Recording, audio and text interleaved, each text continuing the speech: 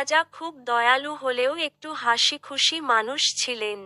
তার রাজ্যে এক ভিক্ষুক ছিল, যে সব সময় রাজাকে দেখে অদ্ভুত সব দাবি করত।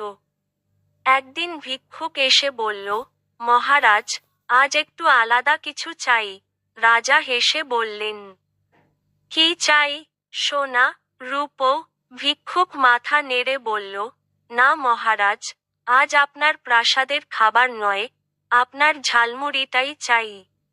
রাজা বিস্মিত হয়ে বললেন, তুমি তো ভিক্ষুক, তোমার ঝালমুড়ি লাগবে কেন?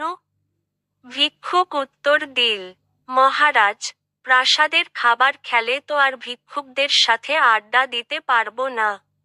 মর্যাদা কমে যাবে। রাজা এমন যুক্তি প্রথম শুনলেন। রাজা বললেন, ঠিক আছে, ঝালমুড়ি দেব, কিন্তু একটা শর্ত।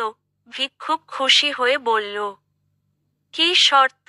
রাজা বললেন, তোমাকে আমার সাথে বসে খেতে হবে। শুনে ভিক্ষুক আঁতকে উঠল, মহারাজ, আপনি যদি আমার সাথে ঝালমুড়ি খান, তাহলে গ্রামের লোক ভাববে আমি রাজা হয়ে গেছি। তারপর সবাই এসে আমার কাছে ট্যাক্স চাইবে। রাজা হো হো করে হেসে বললেন, তাহলে আর কি, তুমি আমাকে ট্যাক্স নেয়ার ট্রেনিং দেবে।